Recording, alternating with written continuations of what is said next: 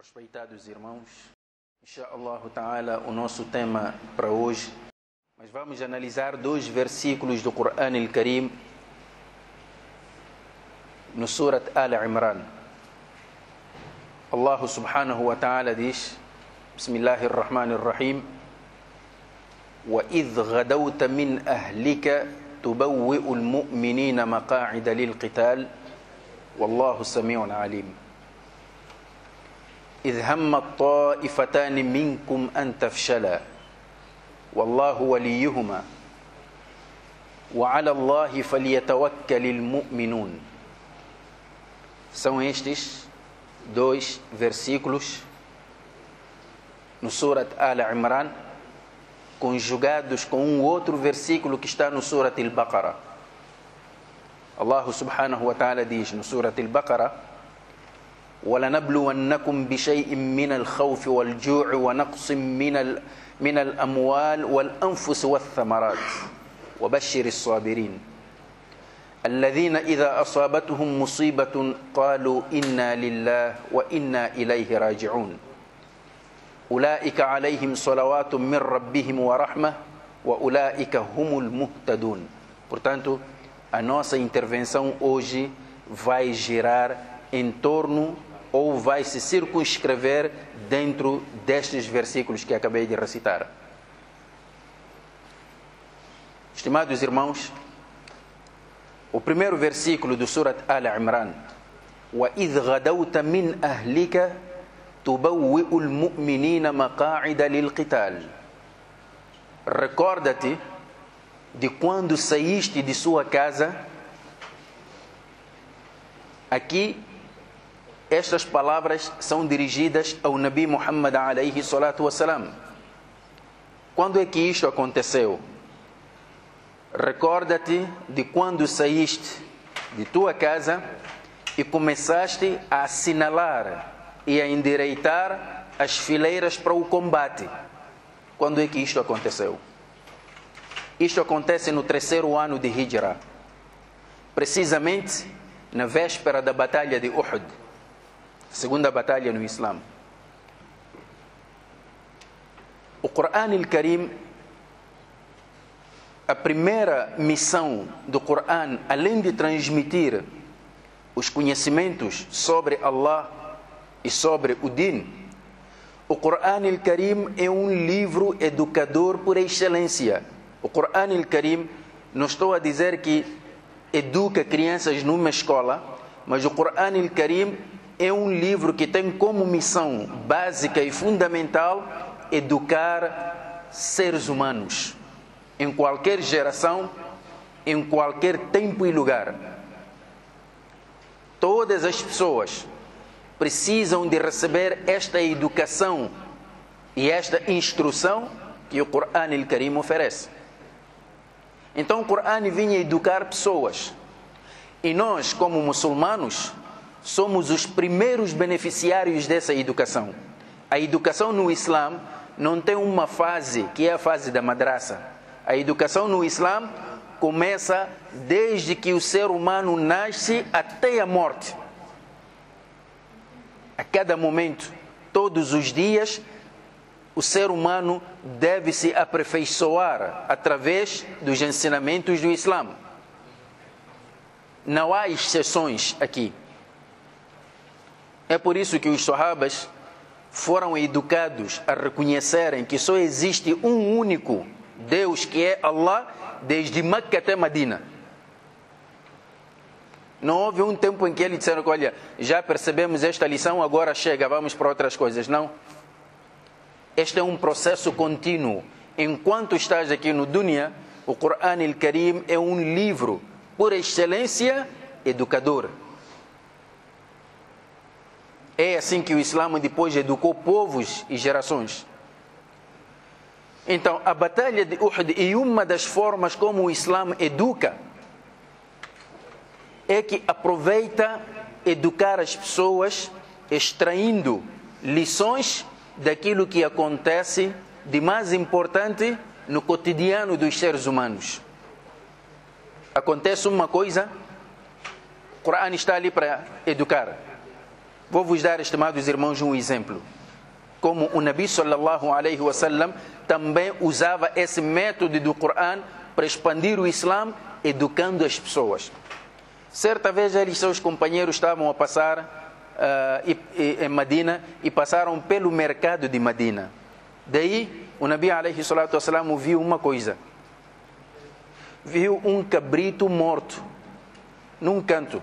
Normalmente as pessoas, quando um animal morre, não foi degolado, morreu assim mesmo, depois de um tempo começa a cheirar mal. Então o que é que as pessoas fazem? Pegam e deitam na lixeira. E foi isso que fizeram. Pegaram no cabrito, deitaram na lixeira. Estimados irmãos, não sei que disciplina era aquela, mas a verdade é que o Nabi alaihi salatu wassalam usou esse momento para ensinar. Ensinar através de um cabrito morto que já está a cheirar mal, deitado numa lixeira. O Nabi perguntou: quem dentre vós pode comprar de mim este cabrito? Apenas por 2 moedas de prata. Alguém quer comprar? Os sahabas disseram: Ya Rasulallah, mesmo a borla ninguém iria levar. Agora imagina comprar.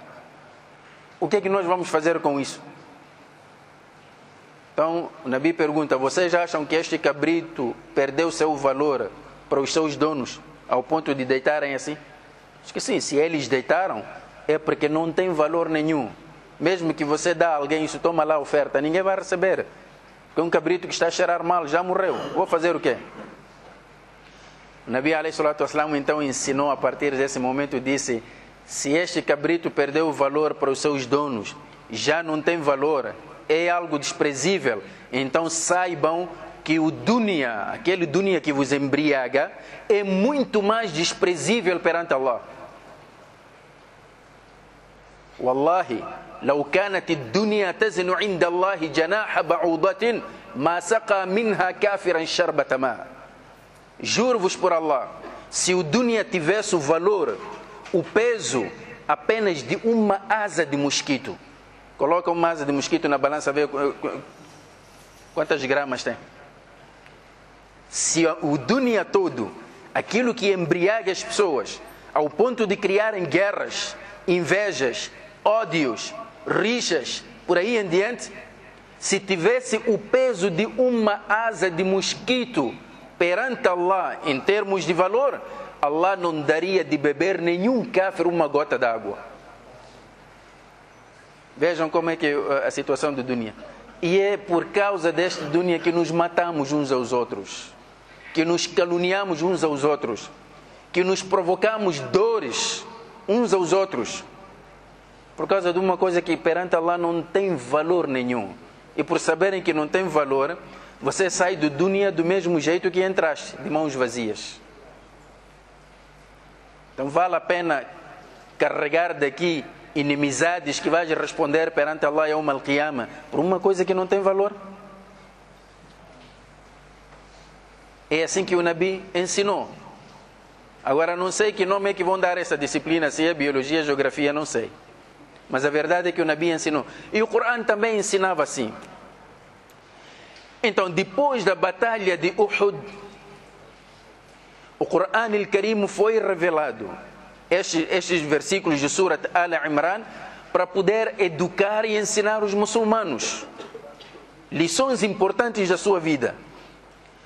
Primeiro vamos fazer uma pequena radiografia daquilo que foi a batalha de Uhud. A verdade é que o Nabi sallallahu alaihi wasallam tomou conhecimento que a força de Quraysh estava em marcha de Meca para atacar Medina, a cidade do Nabi alaihi salatu wassalam, com um exército composto por 3.000 homens. E como Quraysh era um povo comerciante, naquele ano acabava de chegar uma caravana comercial de Quraysh.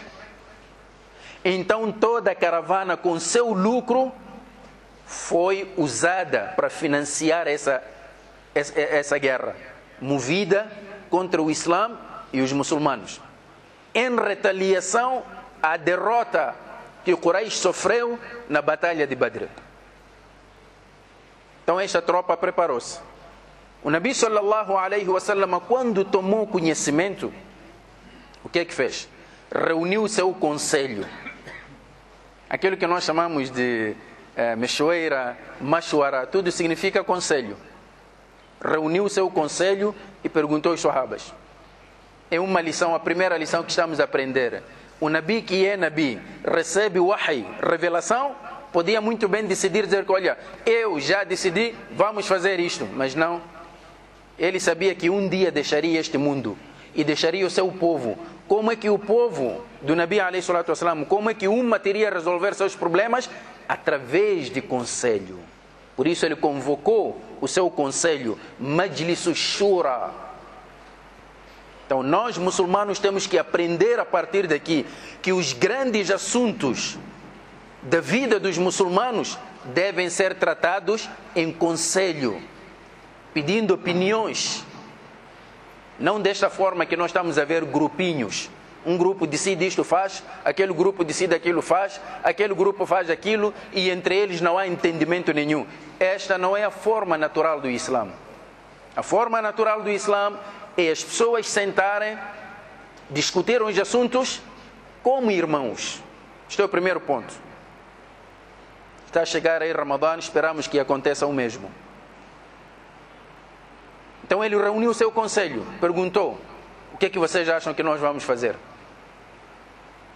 Bom, a ideia do Nabi, como ideia, disse, eu acho melhor combatermos a partir daqui de Medina, porque estamos em nossa casa, conseguimos defender nossas esposas, nossos filhos, os nossos mais velhos, então vamos defender aqui. Mas como a imensa maioria do conselho era composto de jovens, e jovens normalmente são aventureiros. Disseram, olha, nós já Rasulallah, não tivemos o privilégio de participar na batalha de Badr, foi uma batalha muito decisiva, então não queríamos perder essa oportunidade de sairmos contigo. Agora ficarmos aqui parece que somos medrosos, não, vamos ao encontro do inimigo, fora de Medina. Nabi pensou, é essa a ideia? Viu que era a ideia da maioria. Só que naquele dia o Nabi teve um sonho. O Nabi alayhi salatu wasalam teve um sonho. Sonhou enquanto a ponta da sua espada estava quebrada. E sonhou, no mesmo sonho viu a ponta da sua espada quebrada e viu uma vaca ser degolada e ele próprio viu a meter a mão dentro de um escudo, o seu escudo. Escudo é aquele que antigamente os militares usavam para se defender das flechas do inimigo. E o Nabi interpretou esse sonho. Aquela parte da espada que foi quebrada, o Nabi interpretou como sendo um sinal de que um grande homem da sua família iria morrer naquela batalha. E realmente, Hamza ibn Abdul Muttalib, o tio do Nabi, morreu naquela batalha. A vaca que foi degolada, o Nabi interpretou como sendo um grupo de seus companheiros que iriam tombar no combate. Realmente naquela batalha, 70 dos companheiros do Nabi alayhi salatu wasalam morreram. Entre eles Mus'ab ibn Umair. O escudo, o Nabi interpretou como sendo a cidade de Medina. Que se ele defendesse a partir das muralhas de Medina, teriam proteção. Então o Nabi, com base neste sonho, sendo um profeta, ele já tinha, digamos, aquilo que seria o resultado da batalha, que os muçulmanos sofreriam uma baixa. Agora, ele é profeta. O sonho do profeta é um wahy. Não tem a menor dúvida daquilo que vai acontecer na batalha. Por que o Nabi não veio e disse, olha, vocês não vale a pena discutirem comigo, eu sou mensageiro de Allah e eu já tive este sonho, vai acontecer isto, é melhor ficarmos aqui. O Nabi poderia ter feito isso, mas não fez. Quando viu que a maioria defendia mais a ideia de se sair ao encontro do inimigo, o Nabi sallallahu alaihi wasallam levantou-se, foi para a sua casa, a casa de Aisha radiyallahu anha, e lá colocou a sua armadura, levou a sua espada, o seu escudo. Só que enquanto ele preparava-se, alguns sahabas aqui disseram assim: vocês jovens estão a ver, obrigaram o Nabi a sair. O Nabi não queria sair, por que vocês fizeram isso? Mas quando o Nabi chegou, disseram: Ya Rasulallah, talvez tu não querias sair, mas por nossa causa, porque somos a maioria, tu vais sair. Então nós voltamos atrás, abandonamos a nossa ideia. Podemos ficar em Medina. O Nabi diz que não. Ma yanbaghi li nabi, não é digno de um profeta, quando coloca a sua armadura, idha labisa matahu, an yarji'a hatta yunajiza aduwahu. Não é digno de um profeta voltar depois de se preparar para sair, até que confronte o seu inimigo e que Allah resolva o problema. Estimados irmãos, a segunda lição: o Nabi era obedecido. Mesmo se ele tivesse ficado, ninguém iria pensar mal do Nabi. Mas o que é que ele queria ensinar aos sahabas? O respeito pela decisão tomada depois do conselho. Sentamos, conversamos, decidimos, tomamos uma decisão, é aquilo que vai prevalecer, mesmo que contrarie as nossas expectativas. É outra lição que entre nós muçulmanos não existe. Nós podemos sentar, discutir sobre um tema e tomarmos uma decisão. Depois de tomar a decisão cá fora, alguém que esteve presente vai contrariar. Vai contrariar porque vai dizer que, olha, eu não posso estar aí, contrariaram a minha ideia, enquanto eu sou inteligente. Eu tenho certeza sobre aquele assunto. Dei a minha opinião, há um dever. O Nabi não era disso. Ou agimos em bloco, ou então o Shaitã toma conta de nós. Por isso mesmo os muçulmanos no mundo nos últimos tempos, de tudo quanto fizeram em prol do Islã, falhou por falta de organização, por falta de respeito às decisões. Primeiro, nós não agimos como um bloco. É por isso que você apanha um muçulmano, faz isto, outro vai fazer aquilo. Este toma esta decisão, outro vai tomar outra decisão. E não há entendimento sobre o mesmo ponto. Mas aí o Nabi sallallahu alaihi wasallam, então, tomou a decisão sabendo daquilo que ia acontecer. Então avançou com quantos homens? Dissemos que Quraish vinha com 3.000 homens. O Nabi conseguiu só um exército composto por 700 homens para confrontarem 3.000 homens. Um exército pequeno. Mas depois no caminho acontece uma coisa. O que é que aconteceu? Abdullah ibn Ubay ibn Salul, o PCA dos hipócritas em Medina. Este era o líder dos hipócritas, dos munafiqinas. Portanto, era o PCA desse grupo de Medina. Ficou zangado. Disse então: Muhammad sallallahu alaihi wasallam, deixa de ouvir a nós mais velhos e vai na onda dos mais jovens. O que é isto afinal? A questão não é por idade. Não. Então ele no caminho voltou com 1/3 do exército, retirou-se. Reduziu mais o exército muçulmano. E isto criou turbulências no seio dos muçulmanos, até que 2 tribos, Banu Haritha e Banu Salama, quase que voltavam também, mas Allah evitou que isso acontecesse e continuaram. Então é sobre isso. Depois o Nabi chega na zona de Uhud, olha para o campo onde iria decorrer a batalha, designa 50 homens, 50 atiradores, disse: fiquem sobre o monte de Uhud, protejam a nossa retaguarda. Mesmo que nós estejamos a perder, não deixam para nos socorrer. Fiquem aí onde estão. Subiram. É por esta razão que Allah diz: وَإِذْ غَدَوْتَ مِنْ أَهْلِكَ, recorda-te de quando saíste de tua casa, casa de Aisha, تُبَوِّئُ الْمُؤْمِنِينَ مَقَاعِدَ لِلْقِتَالِ, quando tomavas a decisão com os muçulmanos, quando organizavas as fileiras, quando colocaste os 50 tiradores no monte Uhud e deixas as suas ordens. تبوئ المؤمنين مقاعد للقتال. Naturalmente as pessoas que participaram nessa batalha de Uhud recordavam-se de tudo isto. Agora, a novidade neste episódio vem na última parte do versículo para fechar o versículo. Diz: Wallahu sami'un alim. Esta era a novidade. E Allah é ouvinte, alim, sapientíssimo. O que é que Allah queria dizer aos muçulmanos?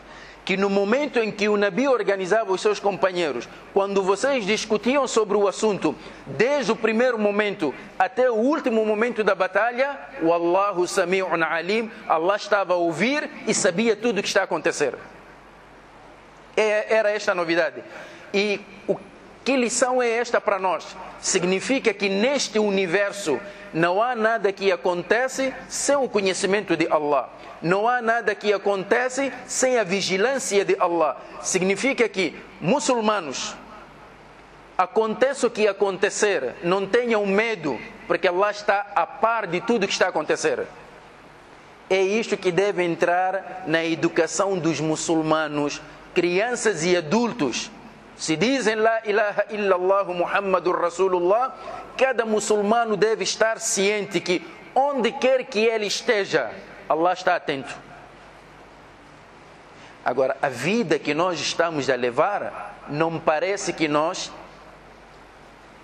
estamos muito cientes desta realidade, que Allah está presente. Nós agimos como se Allah não estivesse a olhar para nós. Quando é que vamos aprender isto então? E isto não é teoria. Isto tem que ser vivido. Mas o tempo está a nos fugir. E eu ainda este ponto gostaria de clarificar muito bem. Wallahu sami'un alim. Vamos buscar um exemplo no tempo de Umar ibn al-Khattab, para ver como é que as pessoas viviam esta realidade. Wallahu sami'un alim.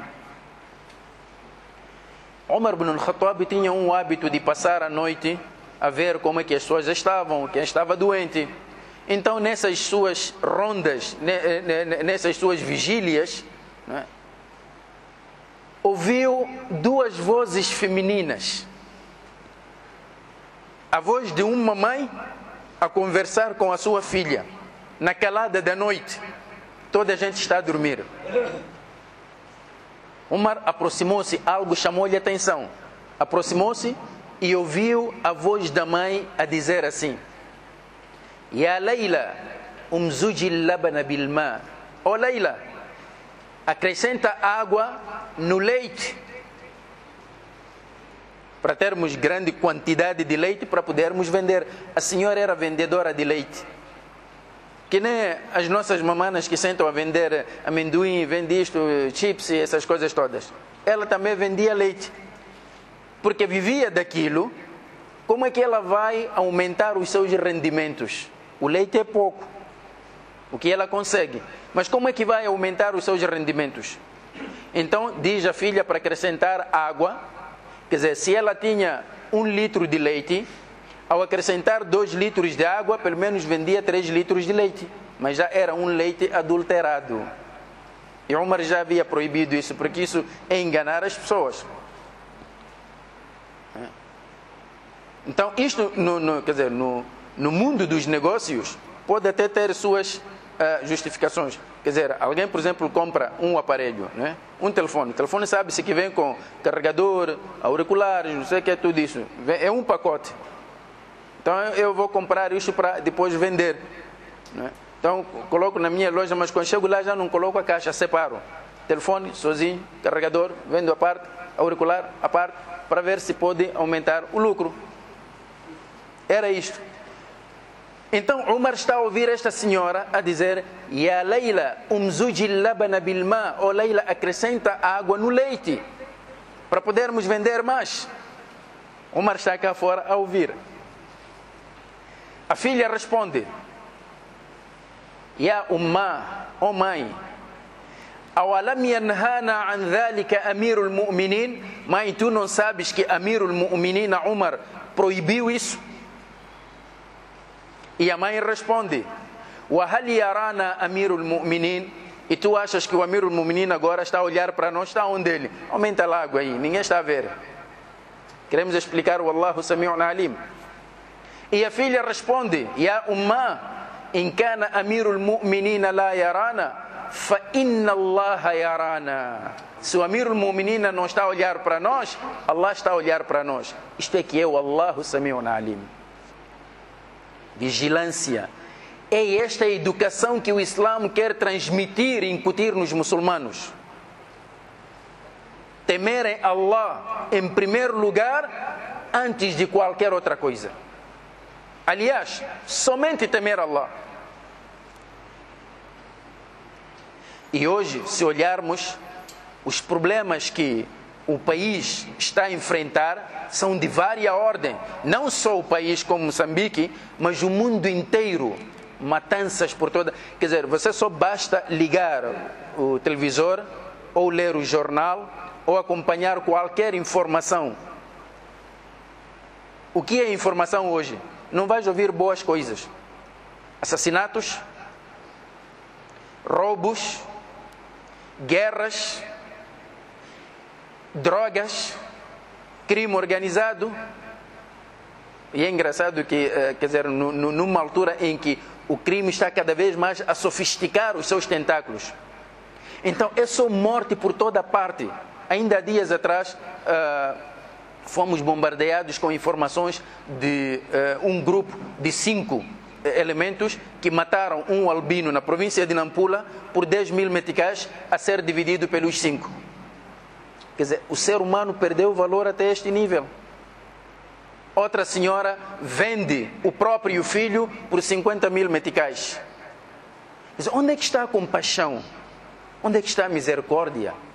Onde é que estão os valores que esta sociedade já perdeu?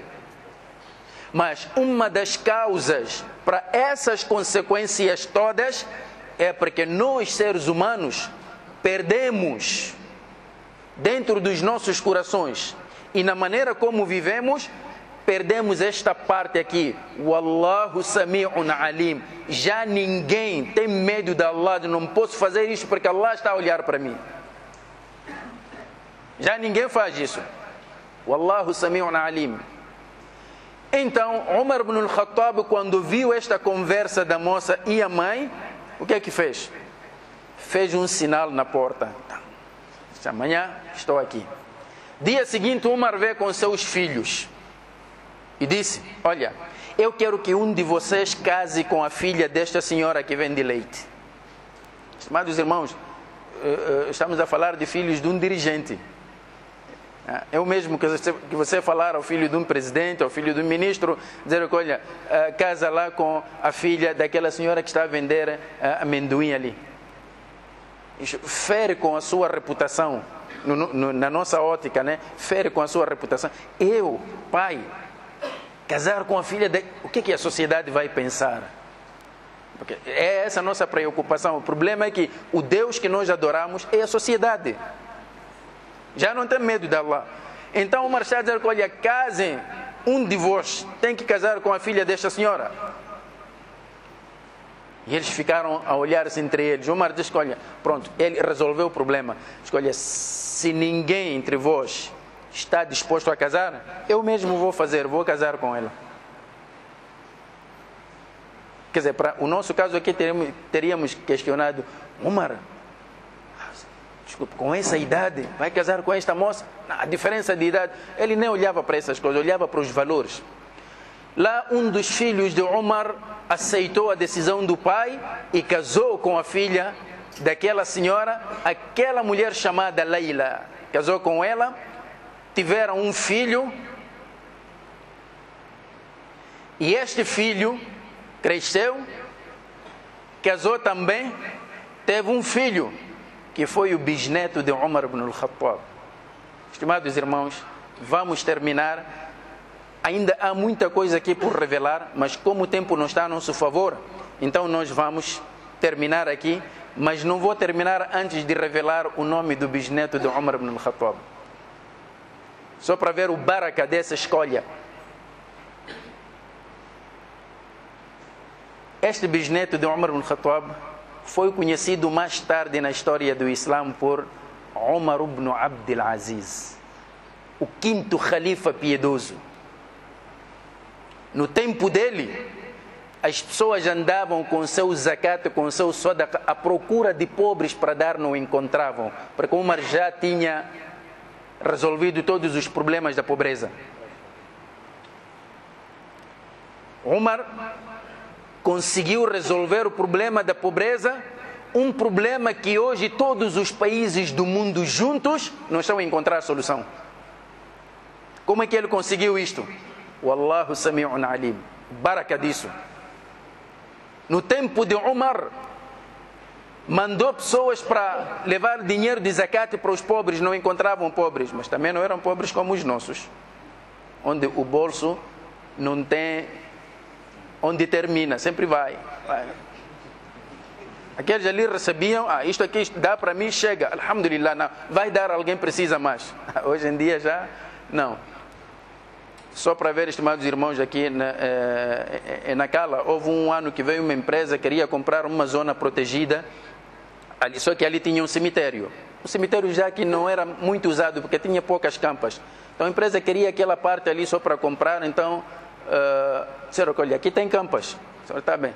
Nós vamos remover, queremos os donos, os familiares dessas campas, para nos autorizarem a removermos para um outro cemitério e vamos indemnizar. Mas esse processo leva pelo menos dá-nos uma semana, então marcaram o dia. Daqui a 1 ou 2 semanas, venham as famílias e nós vamos dar o dinheiro. Quando chegou a data marcada, ele parecia que tinha umas 10 campas. Quando chegou a data marcada, a empresa foi lá para dar já o dinheiro às famílias daquelas campas, encontraram mais de 400 campas. Em menos de uma semana, morreu-se muito. Esse pobre que você vai dar e vai dizer que não já chega, dá mais alguém. Não vai fazer. Em menos de uma semana, morreu-se tanto. Estimados irmãos, já não é nesse tempo de Umar onde as pessoas viviam. Wallahu sami'un alim. Estimados irmãos, há muita coisa, mas nós vamos parar aqui, realmente o tempo já nos fugiu. Aquulu qawli hada wa astaghfirullah li wa lakum fastaghfiruhu innahu huwal ghafurur rahim. Wassalamu alaikum wa rahmatullahi wa barakatuh.